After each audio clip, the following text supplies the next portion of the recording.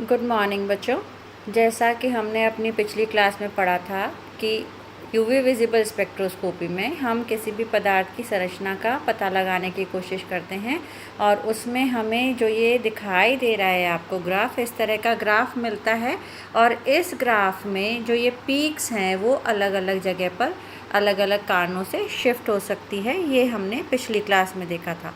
आगे हम चलते हैं इसी से कि कुछ ऐसे मॉलिक्यूल्स हैं जिनके कि लैम्डा मैक्स से तात्पर्य वो तरंग दैर्ध्य जिस पर कि वो पदार्थ सबसे ज़्यादा अवशोषित करता है। यहाँ आपको दिखाई दे रहा है इस ग्राफ में ये जो जगह है जहाँ पर कि मैक्सिमम पीक दिखाई दे रही है, ये इस पदार्थ की जो भी होगा वो पदार्थ उसकी लैम्डा मैक्स कहलाती है। लैम्डा मैक्स यहाँ पर 400 नैनोमीटर है। तो किसी भी पदार्थ की लैम्डा मैक्स निकालने के अलग अलग तरीके होते हैं। कुछ पदार्थों की विशेष लैम्डा मैक्स आपको यहाँ दिखाई दे रही है।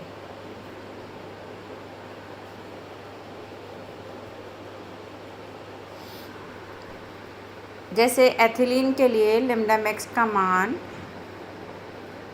165 होता है नैनोमीटर, ये आप देख सकते हैं। फिर मेथाइल विनाइल सल्फाइड के लिए ये ज़्यादा होता है। एप्सिलॉन से तात्पर्य उस पीक की स्ट्रेंथ, कितनी ऊंची पीक है वो। और ये आप देख सकते हैं इस पदार्थ के लिए लैम्डा मैक्स का मान 204 आपको दिखाई दे रहा है। तो लैम्डा मैक्स को हम कई तरीके से कैलकुलेट कर सकते हैं। जो मेन आपके यहाँ पर काम में आती है वो विधि आगे हम डिस्कस करते हैं।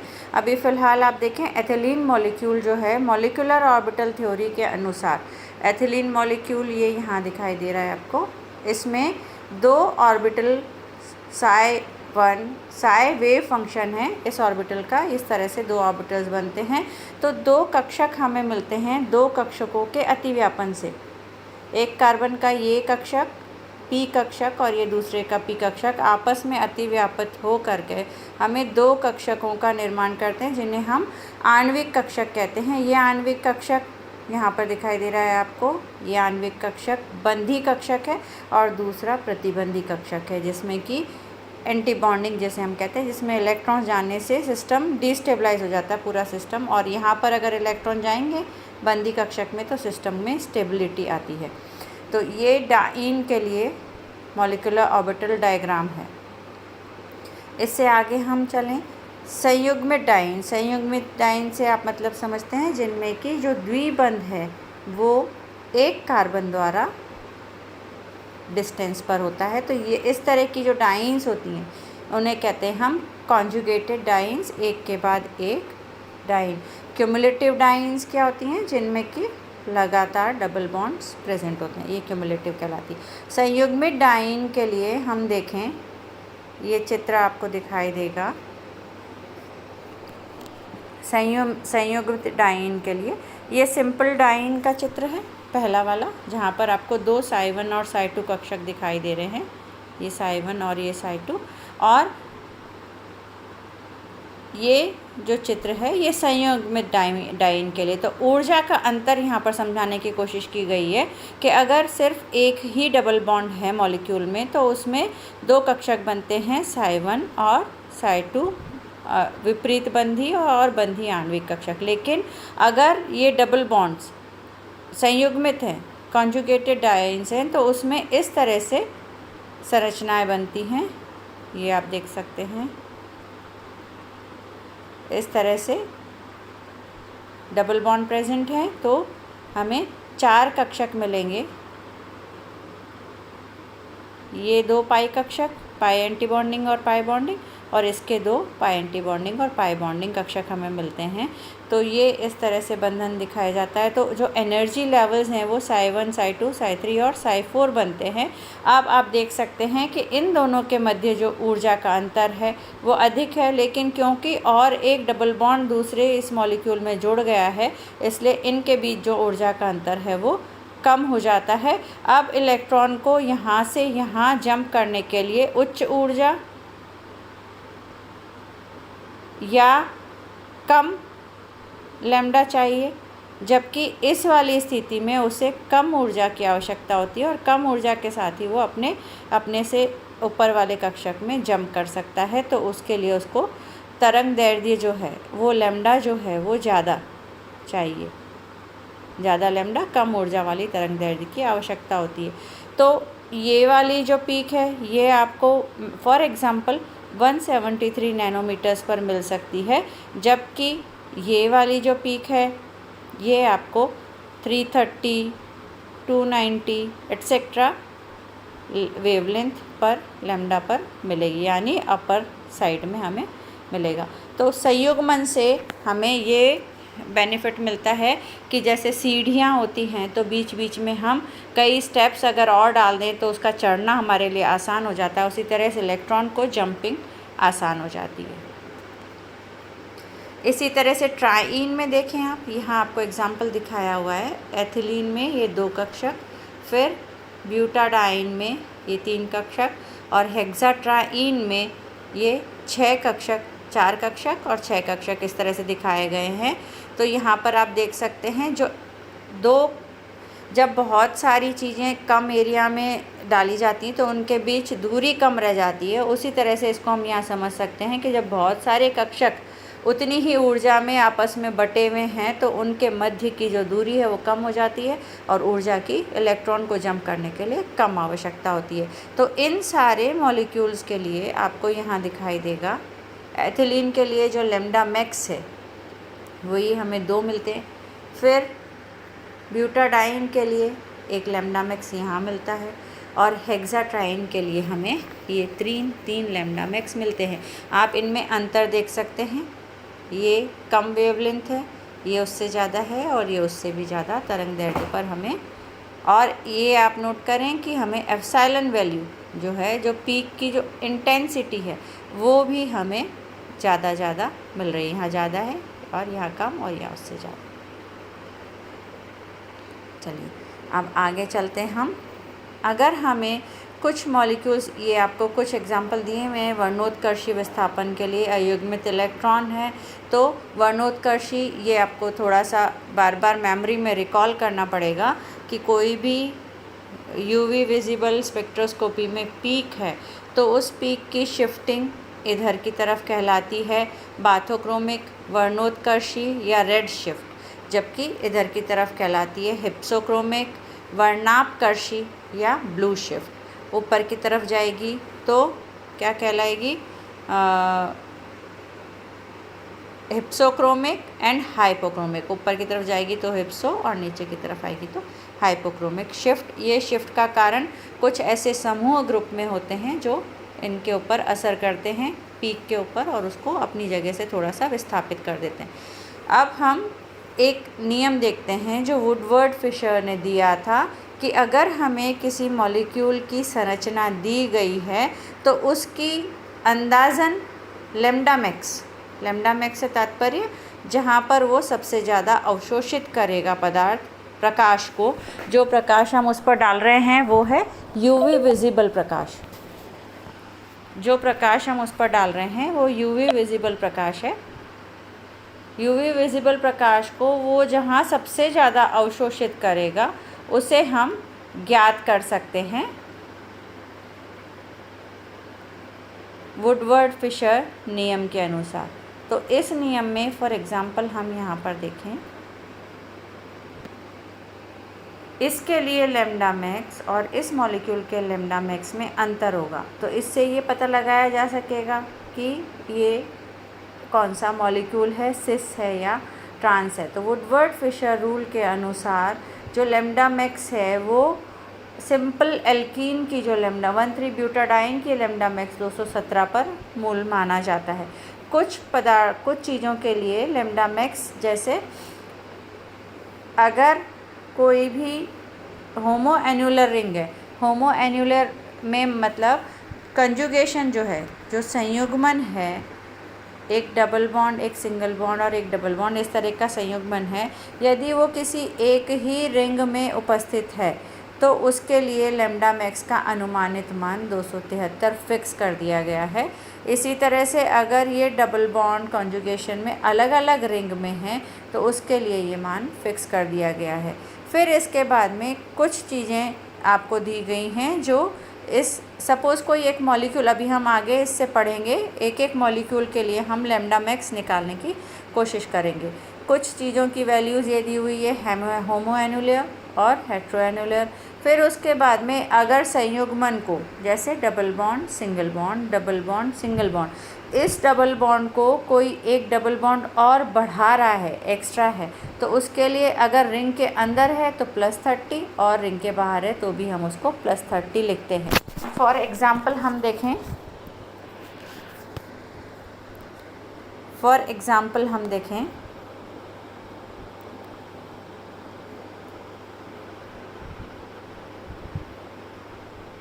ये 2 रिंग्स हैं, इसमें एक डबल बॉन्ड ये है, एक डबल बॉन्ड ये है। इसी के कॉन्जुगेशन को अगर ये डबल बॉन्ड यहाँ बढ़ा रहा है तो ये होमो एनुलर रिंग है, इसके लिए इसका मान 253 नैनोमीटर्स होगा। उसमें हम ये जो इसको डबल बॉन्ड को कॉन्जुगेशन को एक्सटेंड कर रहा है उसके लिए इसमें हम +30 कर देंगे। प्लस ये हम वेवलेंथ निकाल रहे हैं लैम्डा मैक्स, जो कि वो मॉलिक्यूल कहीं भी एब्जॉर्व कर सकता है। फिर इसके बाद में नेक्स्ट है, अगर उसमें कोई एल्किल प्रतिस्थापी, जैसे यहाँ दिखाई दे रहा है आपको, ये यहाँ पर नहीं है, यहाँ पर ये एल्किल प्रतिस्थापी है, तो इसके लिए हम उसमें +5 करेंगे, ये वाला +5। फिर इसके बाद में अगर एक्सोसाइक्लिक डबल बॉन्ड है, यानी किसी एक्सोसाइक्लिक किसे कहते हैं हम, ये डबल बॉन्ड और ये डबल बॉन्ड, और अगर इस मॉलिक्यूल पर यहाँ पर डबल बॉन्ड लगा हुआ है तो ये वाला डबल बॉन्ड कहलाएगा एक्सोसाइक्लिक डबल बॉन्ड। इस अगर कोई बाह्य चक्रीय एक्सोसाइक्लिक डबल बॉन्ड है तो उसके लिए हम जो वैल्यू है उसमें 5 और ऐड कर देंगे। अगर कोई उस पर एस्टर ग्रुप है तो उसके लिए 0 है। फिर उसके अलावा बाकी जो ग्रुप्स हैं अगर उस पर इस तरह से लगे हुए तो उनके लिए हम ये वैल्यू ऐड करते जाते हैं और अंत में हम उसका लैम्डा मैक्स अंदाज से निकाल लेते हैं। और ये वुडवर्ड फिशर रूल से निकाला गया लैम्डा मैक्स कई बार उन मॉलिक्यूल्स के लिए बिल्कुल सटीक बैठता है जो प्रैक्टिकल अगर हम देखें, अगर हम देख रहे हैं तो प्रैक्टिकल और थियोरेटिकल में लगभग समानता पाई जाती है। जैसा कि आपको ये देखिए, ये मॉलिक्यूल दिखाई दे रहा है, इस मॉलिक्यूल में आप देख सकते हैं एक डबल बॉन्ड और 2 डबल बॉन्ड, लेकिन ओपन चेन मॉलिक्यूल है 1,3-ब्यूटाडाइन के लिए, समपक्ष विपक्ष दोनों के लिए देखते हैं हम, या एल्काइल प्रतिस्थापी के लिए। तो इसके लिए जो हम कैलकुलेट करते हैं वैल्यू, जैसा हमने ऊपर देखा था डाइन के लिए, ये फिक्स वैल्यूज़ जो हमने देखी थी उसमें दिखाया गया था कि अगर इस तरह की संरचना है तो उसके लिए जो कैलकुलेटेड वैल्यू है वो 214 है, और अगर हम प्रैक्टिकली इंस्ट्रूमेंट में करते हैं तो वो 217 हमको लगभग बराबर सी प्राप्त होती है। इसी तरह से इस मॉलिक्यूल के लिए अब अगर हम देखें तो जो बेसिक स्ट्रक्चर है वो ब्यूटाडाइन का स्ट्रक्चर है, उसके लिए ये वैल्यू 214 नैनोमीटर है। और इसमें हमने 3 जो एल्किल समूह हैं आप देख सकते हैं, एक एल्किल ये, 2 और ये 3 एल्किल समूह हैं, इनके लिए हमने 5 × 3 करके +15 किया है। तो इसका जो हम कैलकुलेट करते हैं वो वैल्यू 229 नैनोमीटर्स आती है, और प्रैक्टिकली अगर इंस्ट्रूमेंट में देखें तो वो जो पीक है वो 228 पर इस मॉलिक्यूल के लिए पाई जाती है। तो वुडवर्ड फिशर रूल कई जगह बहुत सटीक सिद्ध हुआ है। इसके आगे हम देखते हैं कुछ एग्जाम्पल्स हम देखते हैं, जैसे फॉर एग्ज़ाम्पल ये मॉलिक्यूल है ना, एक रिंग रेजिड्यू भी होती है जिसे मैं आपको यहाँ पर अभी बताऊँगी। जैसे ये मॉलिक्यूल आपको दिखाई दे रहा है, इस मॉलिक्यूल में ये होमो एनुलर डबल बॉन्ड है एक ही रिंग में, तो इसके लिए लैम्डा मैक्स का मान हो गया 253। फिर इसके बाद इसमें एल्किल प्रतिस्थापी अगर हम देखें तो इसे हम एल्किल प्रतिस्थापी नहीं मानेंगे।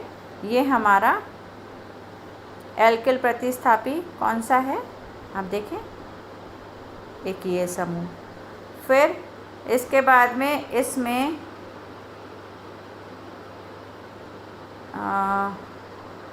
बाह्य चक्रीय द्विबंध कैसे माना गया। थोड़ा सा इस फॉर्मूले में थोड़ी सी मिस्टेक मुझे नज़र आ रही है। हम ये मॉलिक्यूल देख लेते हैं। जैसे हम बेस, सबसे पहले अगर इस तरह का स्ट्रक्चर है तो हम इसे बेस मानते हैं होमो एनुलर को। तो ये हमने समवलयाकार डाइन ले ली जिसकी कि लैम्डा मैक्स ये है। फिर इसके बाद में इसमें 5 वलय अवशेष यानी रिंग रेजिड्यू। रिंग रेजिड्यू किसे कहते हैं हम, जब ये डबल बॉन्ड जहाँ प्रेजेंट है उसके जस्ट पास वाला कार्बन अगर खाली है तो उसे हम रिंग रेजिड्यू काउंट करते हैं। जैसे इस डबल बॉन्ड के पास में एक रिंग रेजिड्यू ये हो गया क्योंकि ये खाली है। इस डबल बॉन्ड के पास में एक रिंग रेजिड्यू इसको माना जाएगा क्योंकि ये खाली है। फिर इसके बाद में इस डबल बॉन्ड के पास में एक रिंग रेजिड्यू ये है, फिर एक रिंग रेजिड्यू ये है, इस तरह से। और रिंग रेजिड्यू हम कैलकुलेट करते हैं तो हमें इसमें टोटल 5 रिंग रेजिड्यू प्राप्त होते हैं जो यहाँ दिखाई दे रहे हैं आपको। तो हमने 5 × 5 करके ये नैनोमीटर ऐड कर दिया। फिर इसके बाद में हम देखते हैं इसमें जो डबल बॉन्ड एक्सटेंडिंग कॉन्जुगेशन, यानी जो कॉन्जुगेशन है उसको, ये कॉन्जुगेशन है उसको एक्सटेंड करने वाले डबल बॉन्ड कितने हैं, उसको बढ़ाने वाले। एक डबल बॉन्ड ये है और एक डबल बॉन्ड ये है। तो हमने यहाँ पर द्विबंध एक्सटेंडिंग संयुक्त विस्तार करने वाले उसका हमने वैल्यू ऐड कर दी। फिर तीसरा है बाह्य चक्रीय द्विबंध, जो ये यहाँ आपको दिखाई दे रहा है बाह्य चक्रीय द्विबंध। इसकी वजह से हमने यहाँ पर 15 ऐड कर दिया। और एक समूह ये है लगा हुआ है, ये रिंग रेजिड्यू में आपने यहाँ पर थोड़ा सा रिंग रेजिड्यू की जगह हम मिथाइल सब्स्टिट्यूशन भी देख सकते हैं। रिंग रेजिड्यू यहाँ पर कितने हैं मैं आपको बता देती हूँ। एक ये है, एक ये है, एक ये है क्योंकि इस डबल बॉन्ड के पास में 3, और एक ये है क्योंकि ये इस डबल बॉन्ड के जस्ट पास वाला है। 4 रिंग रेजिड्यू प्लस इन्होंने जो मिथाइल ग्रुप के लिए 5 प्लस करते हैं वो भी यहीं ऐड कर लिया। तो टोटल 5 हो गए। मिथाइल समूह की वजह से जो एडिशन किया हमने 5 का वो भी यहीं कर लिया है। और इसके लिए हम 0 रखते हैं तो कुल हमारी कैलकुलेटेड वैल्यू आती है 353। और जब हम इसको ग्राफ खींचते हैं इंस्ट्रूमेंट में तो वो हमें प्राप्त होता है 355 नैनोमीटर पर। तो इस तरह से हम ये सारी वैल्यूज़ देख सकते हैं, कैलकुलेट करके निकाली जा सकती है। जैसे फॉर एग्ज़ाम्पल ये सारे एग्ज़ाम्पल्स हैं जो आपको दिए हुए हैं। ये मॉलिक्यूल देखिए, ये विषम वलयाकार डाइन है, 2 अलग अलग में, इसलिए इसकी बेस वैल्यू कितनी हो गई 214 नैनोमीटर। फिर इसमें 3 वलय अवशेष हैं जिसमें एक वलय अवशेष ये है, एक वलय अवशेष ये है। वलय अवशेष से तात्पर्य डबल बॉन्ड के पास वाला कार्बन यदि खाली है तो। और यहाँ पर इन्होंने वलय अवशेष में, क्योंकि हम मिथाइल सब्स्टिट्यूशन के लिए भी 1 + 5 ही ऐड करते हैं, उसको वलय अवशेष में मानकर सब एक साथ कर दिया है यहाँ पर। तो 2 वलय अवशेष और एक मिथाइल ग्रुप, टोटल 15 हो गया। और एक बाह्य चक्रीय द्विबंध, बाह्य चक्रीय द्विबंध ये जो मेन साइकिल है, ये मेन चक्र है, इसके बाहर मैंने आपको बताया था किसी भी रिंग के कंटिन्यूटी में अगर डबल बॉन्ड, तो ये आपको दिखाई दे रहा है ये वाला डबल बॉन्ड, इसकी वजह से +5 हमने ऐड किया है। तो इसका कुल वैल्यू 234 नैनोमीटर आती है। तो जब हम इसका ग्राफ खींचेंगे और 234 पर अगर हमें पीक प्राप्त होती है तो हम ये समझ सकते हैं कि ये वाला एक मॉलिक्यूल प्रेजेंट हो सकता है। यहाँ पर देखें हम, ये डबल बॉन्ड एक ही रिंग में है इसलिए होमो एनुलर डाइन हो गई। फिर इसके बाद में इसमें 3 वलय अवशेष, कैसे, एक ये वलय अवशेष, फिर एक ये वलय अवशेष और एक ये वाला वलय अवशेष, वलय के साथ अवशेष। तो इसका +15 कर दिया हमने। और एक बाह्य चक्रीय द्विबंध जो यहाँ पर उपस्थित होगा, दिखाया हुआ नहीं है, ये इस जगह पर कहीं बाह्य चक्रीय द्विबंध होगा। तो कुल योग हमारा 273 नैनोमीटर्स आ जाता है। चलिए नेक्स्ट एग्जांपल्स। अब कुछ एग्जांपल्स मैं आपको बाद में क्वेश्चन के तौर पर दूंगी जिन्हें आप खुद सॉल्व करके बताएंगे कि वुडवर्ड फिशर रूल के अनुसार इसका जो लैम्डा मैक्स है, जहाँ पर वो सबसे अधिक तरंग दैर्ध्य को अवशोषित करेगा, वो कहाँ आएगा। ये सब उन्हीं के उदाहरण हैं और उनके सॉल्यूशन भी आपको दिखाए गए हैं। चलिए इसके बाद हम चलते हैं सैचुरेटेड कार्बोनिल कंपाउंड्स की तरफ, जहाँ पर कि कौन कौन सा संक्रमण आपको दिखाई देगा।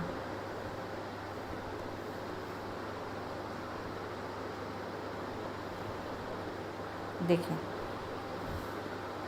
अगर सैचुरेट कार्बोनिल है तो उसमें आपको जो कार्बोनिल है ये इस तरह से है ना, और सैचुरेटेड है। अब इसमें आप देखें, एक तो सिग्मा बंद है, तो उस सिग्मा के लिए सिग्मा और सिग्मा स्टार ऑर्बिटल्स होंगे। फिर इसके बाद में आप देखें ये पाई बंद है, उसके लिए पाई और पाई स्टार ऑर्बिटल्स होंगे। और इस ऑक्सीजन के पास में लोन पेयर ऑफ इलेक्ट्रॉन है, तो इसमें n से सिग्मा स्टार और n से पाई स्टार ट्रांजिशन भी होगा, क्योंकि n में इलेक्ट्रॉन्स प्रेजेंट है। तो ये कुल 4 तरह के ट्रांजिशन इसमें पाए जाते हैं, लेकिन जो मेन ट्रांजिशन है ये आप देख सकते हैं, सिग्मा से सिग्मा स्टार यहाँ इन्होंने कंसिडर नहीं किया है, क्योंकि उसके लिए बहुत उच्च ऊर्जा की आवश्यकता है, यानी बिल्कुल यूवी में आप 200 से भी नीचे नैनोमीटर्स पर चले जाएं तब ये एक्साइटेशन होता है। तो 3 मुख्य एक्साइटेशन इसमें पाए जाते हैं। जो पाई पाई स्टार ट्रांजिशन है, जो पाई पाई स्टार ट्रांजिशन है आप देख सकते हैं,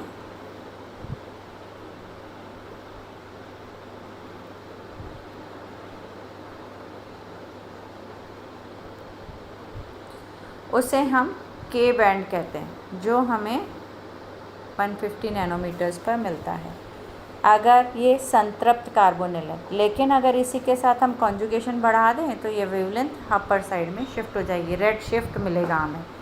अब नेक्स्ट है n सिग्मा स्टार 190 पर और n पाई स्टार 270 पर पाया जाता है संतृप्त कार्बोनिल्स में। ये उनके लिए, संतृप्त कार्बोनिल के लिए मॉलिक्यूलर ऑर्बिटल डायग्राम है, जिसमें कि इलेक्ट्रॉन्स का संक्रमण होगा। पाई कक्षक, n कक्षक, पाई स्टार, सिग्मा और सिग्मा स्टार, ये सारे ऑर्बिटल्स आपको यहाँ दिखाए हुए हैं। तो जो संक्रमण है वो पाई से पाई स्टार और n से पाई स्टार आपको यहाँ पर दिखाया गया है।